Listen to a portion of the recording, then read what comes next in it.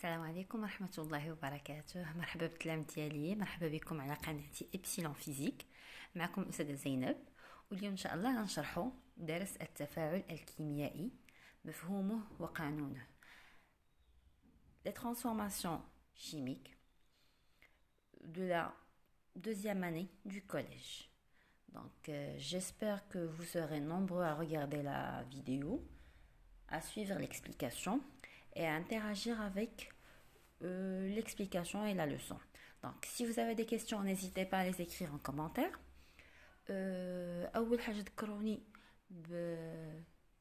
بالمستويات ديالكم الدراسية، واش نتوما مسلك دولي أو لا عادي، باش نعرف واش ندير الشرح باللغة العربية أو الشرح باللغة الفرنسية أو ندمج بيناتهم، واش فعلا هذا هو الدرس اللي محتاجين او لا عندكم مشكل في دروس سابقه او محتاجين دروس اخرى. وان شاء الله غادي نكون عند الطلب ديالكم. نتسنى يتزاد العدد ديال المشاهدين ونبدا ان شاء الله الشرح.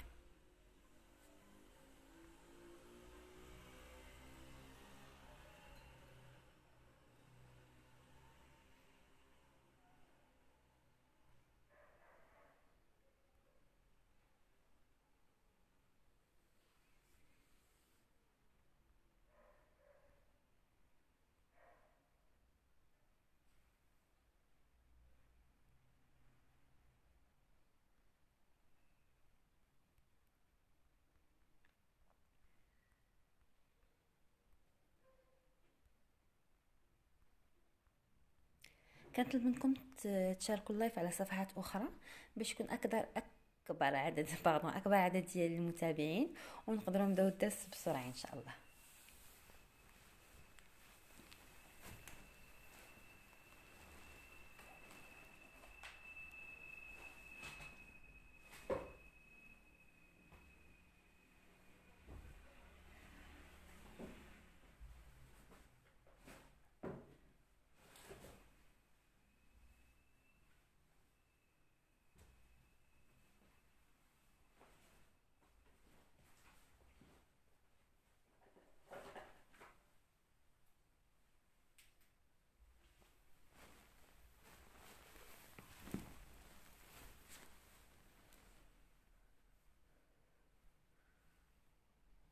مرحبا بسلمى. سلمى مسلك دولي، مرحبا.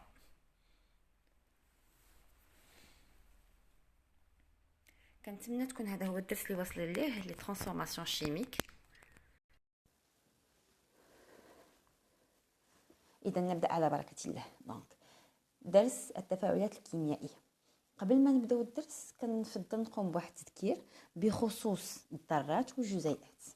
اذا سبق لكم تعرفتوا على الذرات، وهنا غنعطي بعض الامثله للذرات. مثلا ذرات الهيدروجين او الاكسجين باللغه الفرنسيه فهي نفسها اكسجين، كربون، الكربون، لو سوفر، الكبريت. اذا الا كتلاحظوا ان التسميه دائما كتكون على حسب الحرف الاول، او لا غالبا على حسب الحرف الاول من اسم الذره. علاش كنقول غالبا؟ ان كاين بعض الاحيان ما كيكونش نفس الاسم. فمثلا الصوديوم كيبدا بك ان اس مي لو سامبول هو ان ا. او مثلا نعطيكم مثلا مثال اخر، لو كلور الرمز ديالو هو السائل. في بعض الحالات كنضطروا اننا نضيفوا حرف ثاني ويكون en minuscule باش نفرقوا ما بين مثلا carbone qui a déjà pris la lettre C et le chlore qui commence par un C, et on doit faire la différence entre deux atomes. Donc on ajoute une deuxième lettre en minuscule. واضح؟ دونك هادو عباره عن ذرات. في بعض الاحيان كنلقاو ان هاد الذرات كيكونوا روابط بيناتهم كيكونوا لنا جزيئه. كنشكركم على لي جيم ديالكم. انا لي جيم لي كور اي تو كنعتبرهم بمثابه شكرا. فاللي كيقدم لي واحد ان جيم ولا اي نوع من التفاعل كنعتبره بحال كيقول لي شكرا، وكيفرحني هذا النوع من التفاعل. شكرا لكم حتى نتوما على التفاعل ديالكم. اذا فاش كيكون عندي مثلا هذا النوع SO2 فهذه عباره عن جزيئه. لماذا تسمى جزيئه؟ اون موليكول. c'est une molécule car elle est formée par deux types d'atomes. Pourquoi je dis deux types d'atomes? Le premier type, c'est le soufre. Le deuxième type, c'est l'oxygène. Sauf que, alors ça me fait plaisir que les interactions sont plus importantes. يعني كاين بزاف ديال التفاعل شكرا. Donc deux types. Le premier type, c'est le soufre. Le deuxième type, c'est l'oxygène. Mais le nombre, ils sont 3. Un atome de soufre et 2 atomes d'oxygène. Comment je le sais? Puisque à côté du soufre, rien n'est noté, rien n'est écrit, ça veut dire qu'il s'agit d'un seul atome. Et à côté de l'oxygène, on a l'indice 2, donc il y a 2 atomes d'oxygène. Alors ça fait un soufre et 2 oxygènes. مفهوم؟ يعني أن جزيئات ثنائي أكسيد الكبريت كتكون من ذرات الكبريت وذرتين من الأكسجين. فإذا ما كان مكتوب حتى رقم هنا فهذا يعني أن العدد هو 1. وإلا كان مكتوب شي عدد فهذا كيعبر لي على عدد الذرات المجاورة لهذاك العدد.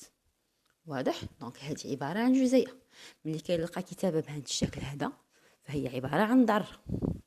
واضح الفرق ما بين الذرة والجزيئة؟ والذرات هما اللي كيكونوا ليا جزيئات. هنا خصني نمشي لواحد المسألة. يقدروا يكونوا جزيئات من ذرات مختلفة، يقدروا يكونوا جزيئات من نفس الذرة، بحال مثلا ثنائي الأكسجين. ثنائي الأكسجين, le dioxygène est formé par 2 atomes du même type. Alors je le note ici. O2. أو لا ثنائي الأزوت. N2. Donc ce sont des molécules de même type. C'est clair? Et ce sont les molécules qui constituent l'air qui nous entoure, l'air que nous respirons. يعني الهواء اللي محيط بنا كيتكون من تقريبا 20% من ثنائي الأكسجين وتقريبا 78% من ثنائي الأزوت. واضح؟ دونك كنتمنى ما يبقاش عندكم خلط ما بين الذرة والجزيئة. إذا ما كان حتى سؤال فيما يخص الذرة والجزيئة نمر للجزء الموالي اللي هو كيتعلق بدرس التفاعلات الكيميائية.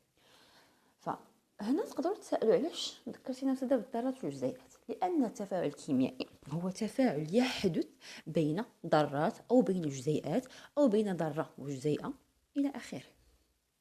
يعني خصني ضروري نكون ضابط الذرات والجزيئات قبل ما نتكلم عن التفاعل الكيميائي. وهنا غادي نمر للتفاعل الكيميائي اللي كيوقع ما بين عنصرين اللي كيكون عندي في البداية. كيكون عندي قبل ما يبدا التفاعل كيكون عندي واحد العنصرين كنمزج بيناتهم وكيوقع تفاعل. يا اما كنمزج بيناتهم كيخصني ضروري ندير مثلا واحد الحفاز بحال مثلا شرارة ديال النار، او لا هي كنمزج بيناتهم كيوقع تفاعل. نعطيكم مثال. الا خليت واحد القطعة من الحديد مثلا موضوعة في الماء فهنا كيوقع تفاعل ما بين قطعة الحديد وثنائي الأكسجين الموجود في الهواء. غتقولي ايوا وداك الماء اللي ذكرتي الناس هذا شنو هو الطور ديالو؟ هذاك الماء هو عبارة عن حفاز أو حافز كيحفز لي التفاعل. يعني أن التفاعل ما بين الحديد وثنائي الأكسجين فهو تفاعل اللي كيوقع فاش كيكون عندي هواء رطب، يعني هواء بوجود واحد النسبة معينة من الماء. مثلا سبق لكم شفتوا الاحتراقات. فالاحتراقات مثلا مادة عضوية كتحتوي على الكربون ومعها ثنائي الأكسجين، فباش يوقع تفاعل ضروري واحد اللهب. هذاك اللهب هو اللي كيبدا لي التفاعل، ولكن ما كنلقاش هذاك اللهب خلال التفاعل الكيميائي. كنلقى فقط المادة العضوية أو الكربون أو البيوتان، فهو عبارة عن مواد عضوية زائد ثنائي الأكسجين. إذا نقدر نكتب مثلا بيوتان زائد ثاني الأكسجين، نقدر نكتب كربون زائد ثاني الأكسجين، نقدر نكتب عناصر أخرى على حسب التفاعل اللي عندي. دائما كنكتبو مع اليسار. علاش كنكتبو مع اليسار؟ لأنه اتفقنا على أن العناصر اللي كتكتب على اليسار هما المتفاعلات، هما اللي كيتفاعلوا بيناتهم. Ce sont les réactifs qui vont réagir ensemble pour donner d'autres éléments. هادوك les autres éléments qui vont se former اللي غيتكونوا ما كانوش عندي في البدايه، غادي تكونوا نتيجه التفاعل الكيميائي، غادي نسميوهم نواتج اللي ينتجوا من بعد التفاعل الكيميائي. اذا في البدايه تيكون عندي متفاعلات عنصرين، ذره مثلا هذه ذره ام جي مغنيسيوم وجزيئات ثنائي اكسيد الكربون. دائما في القراءه كنت نقراو من اليمين اليسار كسوا en arabe ou en français. ديما في القراءه ديال الجزيئه كنقراو ثنائي اكسيد الكربون، ثنائي اكسيد الكبريت. اذا ثنائي اكسيد الكربون هي عباره عن جزيئه، المغنيسيوم ذره. باش كنعرفها ذره؟ لان عندي حرف الاول ان ماجيسكول والحرف الثاني ان مينيسكول. هنا باش كنعرفها جزيئه لان عندي حرفين مكتوبين بجوجهم ان ماجيسكول. دونك الحرف الاول هو سي. ردوا البال الله لا يكون في الكتابه ديالكم، راه بعض المرات كتغلطوا في الامتحانات كنلقى التلميذ كاتب لي سي ان ماجيسكول حدا او مينيسكول. هذا راه خطا، هذا راه كيعطيني ذره اخرى. واضح؟ دونك سي او لي دو دوافت اتر ان ماجيسكول. دونك قلنا جزيئه زائد ذره، تقدر تكون ذره مع ذره على حسب التفاعل اللي غتلقى. اذا هادو اللي غيتفاعلوا كيف كنقولها باللغه العربيه تيتفاعلوا، ils réagissent donc on les appelle réactifs متفاعلات. باش كنعبر على التفاعل الكيميائي كنعبر عليه بهاد المعادله.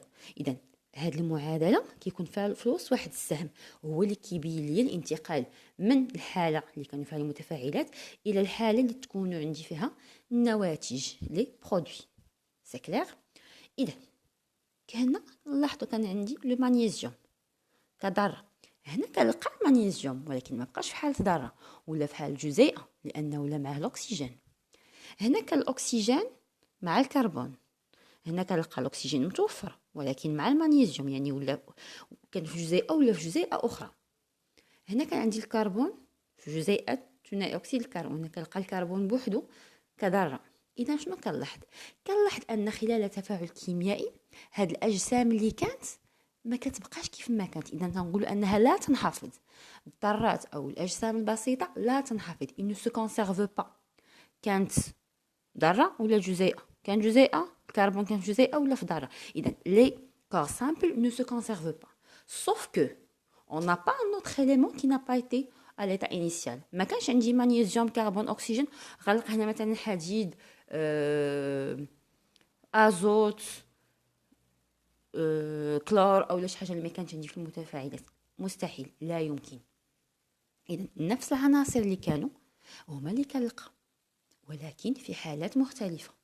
واضح؟ هذه كأول قانون. اذا هو اللي كتبت هنايا انحفاظ الذرات نوعا وعددا. واخا الناس هنا بان لي هاد نوعا ولكن هذا عددا ما متفقش. علاش ما متفقش؟ انها لا تنحفظ، ما بينش لي هذا الانحفاض كعدد. غنجيو نشوفوا مثلا هاد الاكسجين. شحال عندنا من ذره ديال الاكسجين؟ ذرتين. هنا شحال كنلاحظ ان عندي ذره وحده الاكسجين. اذا شنو خصني ندير؟ خصني نقوم بواحد المعادله. ما معنى معادله؟ يعني كيخص داكشي اللي كان عندي في المتفاعلات يعادل ما يوجد في النواتج، يعني متساويين. اذا الناس اللي داروا الدرس قولوا لي شنو يمكن ندير. يلا كتبوا لي في كومونتير شنو يمكن ندير باش نوازن او نعادل عدد ذرات الاكسجين.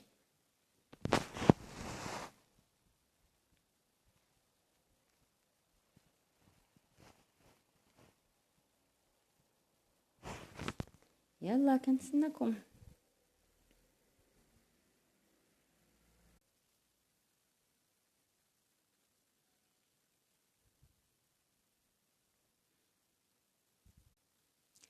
كنعتذر على هاد انقطاع الفيديو، جاني واحد لابيل وتقطع الفيديو donc je m'excuse, je reprends. Donc je disais que le nombre d'atomes qui sont dans les réactifs doit être égal au nombre d'atomes qu'on a dans les produits. Et pour cela, il faut équilibrer l'équation ou l'équation de la réaction chimique. Alors, pour équilibrer, il faut multiplier par des coefficients stoichiométriques, par des coefficients, par un nombre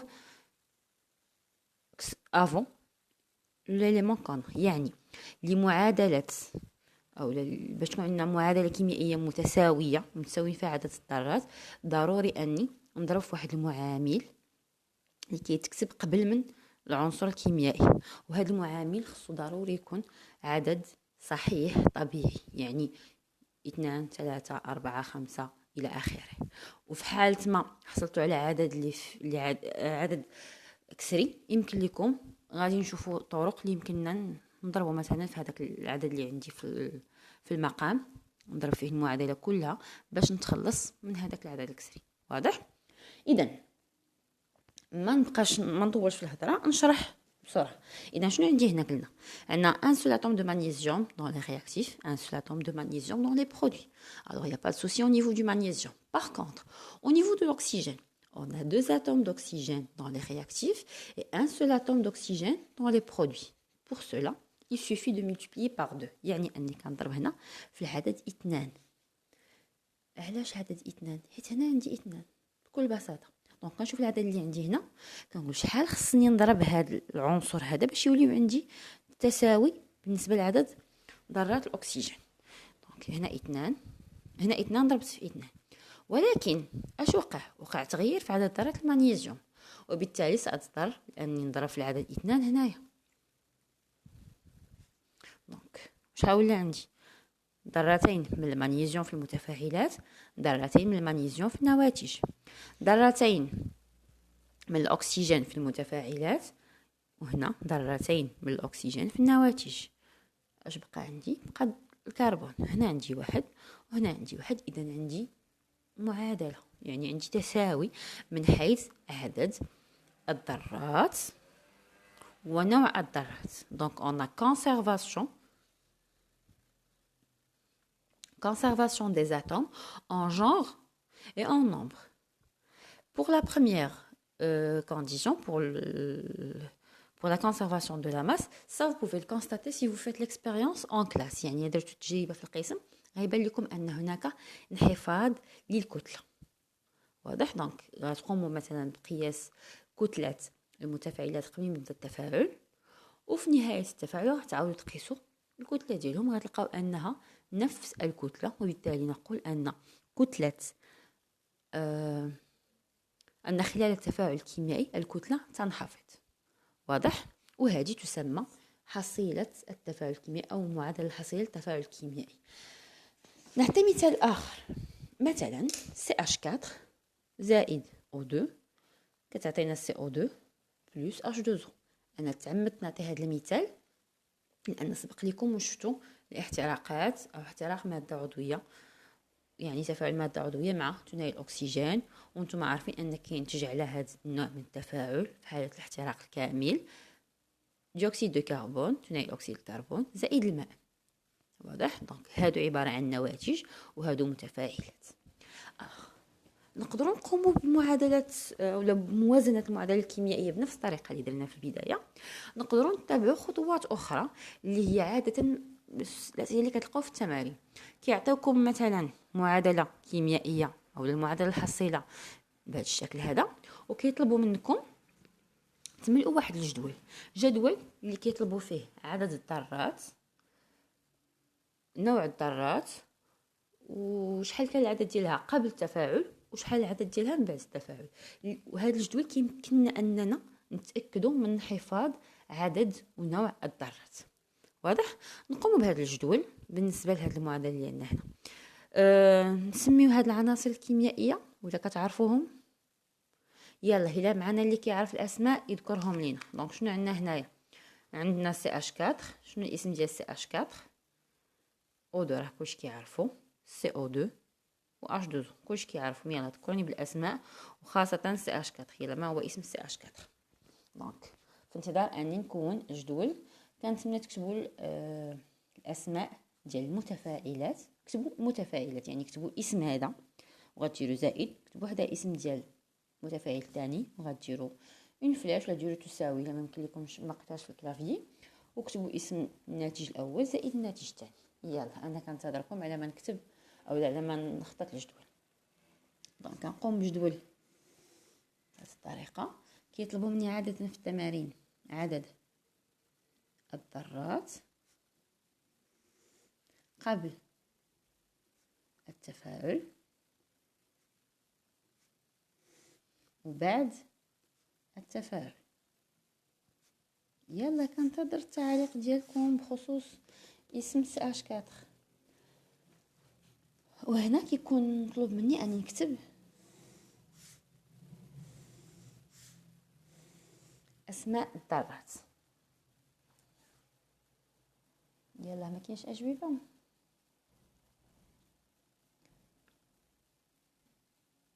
اوكي انا نعطيكم الاسماء. دونك سي اش 4 هو الميثان. جو بريفير نكتبهم en français parce que c'est mieux. Donc méthane. O2, vous le connaissez, c'est le dioxygène او ثنائي الاكسجين. السهم اللي كيبين ليا تفاعل كيميائي. Le premier produit, c'est le dioxyde de carbone, plus le dernier produit qui est l'eau. Alors, قبل ما نعطي عدد الذرات كيطلبوا مني نعطي اشنا هما هاد الذرات اللي متواجدين عندي. دونك كنلاحظ ان الميثان كيتكون من الكربون والهيدروجين. دونك غنكتبهم كربون هيدروجين. باردون كنكتبوا باللغه الفرنسيه هيدروجين. فالجدول نفسه كنلقاو في الفرنسيه. دونك كنتو مسلك دولي اولا كنتو عربي عادي راه غتلقاو الجدول بنفس الطريقه. صوف كي هادو كيوليو مكتوبين لهذا الشيء. ولكن بالنسبه للمعادله الكيميائيه راه ما كتغيرش سواء en arabe ولا en français. دائما كيبدا بلي رياكتيف كيكونوا على اليسار ولي برودوي كيكونوا على اليمين. والسهم دائما هذا هو المنحى ديالو في هذا المستوى ديالكم. داكوغ في المستوى ديالكم دائما غنبقى نكتب السهم بهذا الشكل هذا من اليسار نحو اليمين. واضح؟ اذا دونك هنا عندنا الكربون والهيدروجين كتبناه. هنا عندنا الاكسجين. دونك نكتب اكسجين.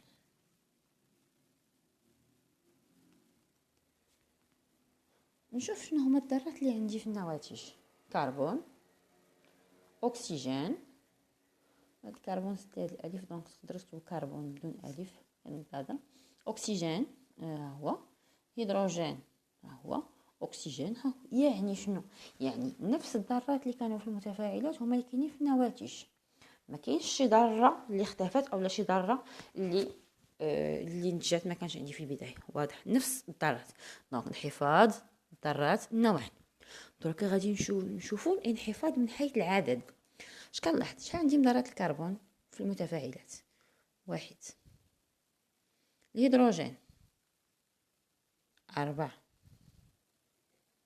الاكسجين جيد 2. يلا من بعد التفاعل شحال عندي من ذرات ديال الكربون؟ هنا 1 هنا ما كاين والو اذا 1. الهيدروجين 2. والاكسجين 2 وهنا 3. هنا 2 وهنا 1 يعني 1 زائد 2 هي 3. اذا شنو كيبان لي هنايا؟ كيبان لي ان الانحفاض من حيث النوع كاين ولكن من حيث العدد ما كاينش بالنسبه للعنصرين اللي هما عنصر الهيدروجين وعنصر الاكسجين. فماذا تقترحون؟ يلا نستنى اقتراحاتكم.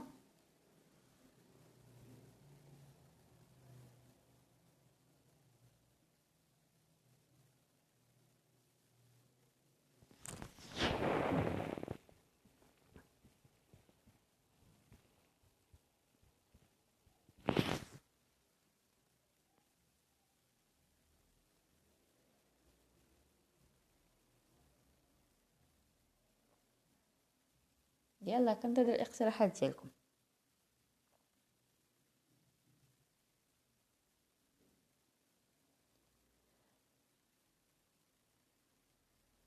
اذا نمشيو نبداو بالاكسجين. بالنسبه للاكسجين في المتفاعلات يعني قبل التفاعل عندنا 2 ومن بعد التفاعل 3. شنو غندير؟ غير خصني نضرب هاد 3 غنضربها في 2 وهاد 2 غنضربها في 3.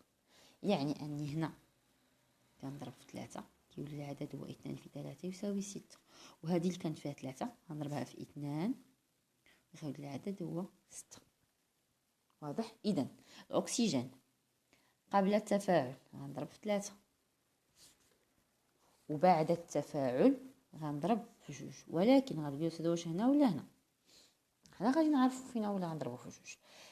الا لاحظنا الهيدروجين، شحال عندي هنا من هيدروجين؟ قبل التفاعل عندي 4 وبعد التفاعل عندي 2. دونك باش يولي عدد ذرات الهيدروجين عدد ذرات الهيدروجين متساوي، خصني هنا نضرب في 2 باش يولي العدد هو 4. وبالتالي العنصر او الجزيئه اللي غنضربها في 2 هي الجزيئه اللي كتحتوي على الهيدروجين والاكسجين، هي هذه. دونك هنا غنضرب في 2.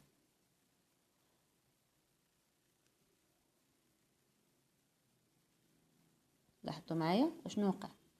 دونك هنا 3 2 هي 6، وهنا 2 باردون هنا كاين واحد الخطا، جو ميكسكوز، لا جو ميكسكوز، بلاتي نعاودوها بطريقه اخرى، فما تنتبهوش لهذا الشيء درت في جدول، نعاودو هذه بطريقه اخرى. دونك قلنا ان هنا عندنا الاكسجين هنا 1 وهنا 2 هي 3، الوغ كو هنا عندنا 2.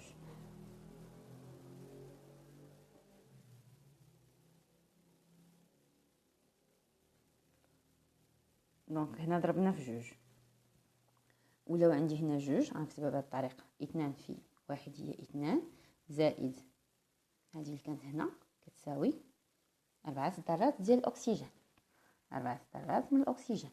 الوغ فيما يخص الهيدروجين، هنا عندي 2 في 2 هي 4، وهنا 4. دونك كنلاحظ ان عدد ذرات الهيدروجين متساويه، ولكن كاين مشكل في عدد ذرات ماذا؟ كاين مشكل في عدد ذرات الاكسجين. وبالتالي اشنو خصني ندير؟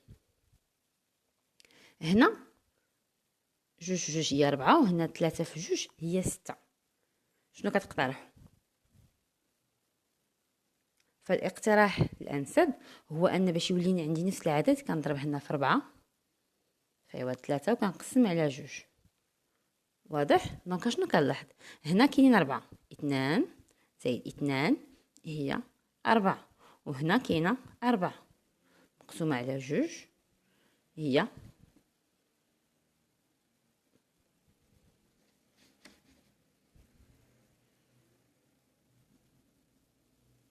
4 مقسومه على 2 هي 2. واضح؟ اذا باش نتخلص من هذيك الاثنان اللي عندي تما غنضرب كل شيء باش تفهموني علاش ضربت 2. حيت هنا عندي 2. واضح؟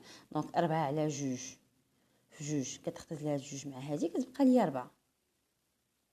اذا عندي 4 ذرات الاكسجين وهنا 4. واضح؟ ولكن خصني نتخلص من هاد الاثنان اللي عندي هنا في المقام، وهو اللي تكلمت عليه في البدايه. دونك باش نتخلص من هذاك الاثنان اللي كاين في المقام، شنو كيخصني ندير؟ كيخصني نضرب في نفس العدد المتساويه باكملها، يعني كلشي نضربو فيه 2.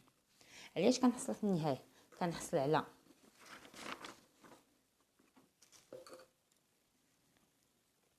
2 سي اش 4 زائد، دونك هاد الاثنان غتختزل مع هذه اللي هنا غتولي 4 في او 2.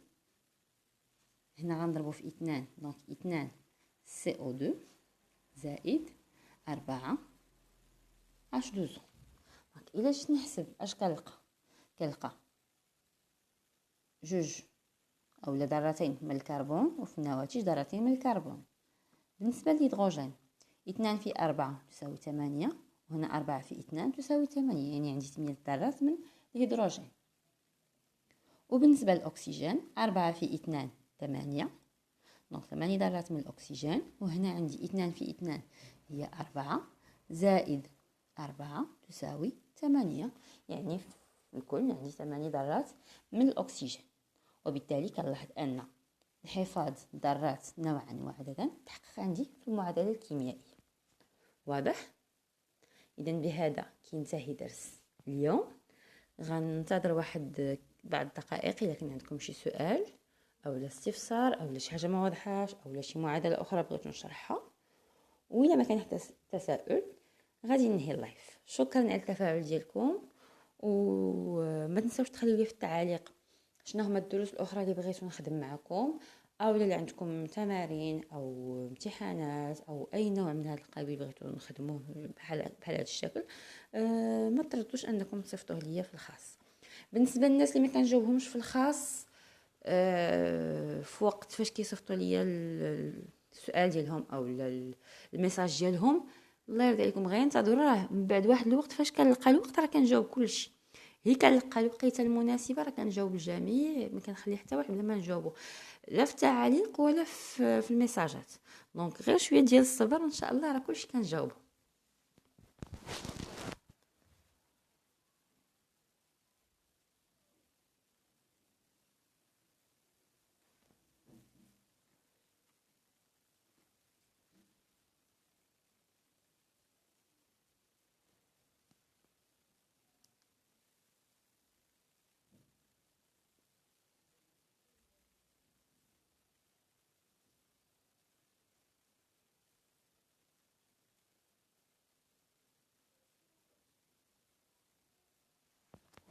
اذا ما كان حتى تساؤل كنشكركم على التفاعل ديالكم، والى المره المقبله ان شاء الله. سلامه.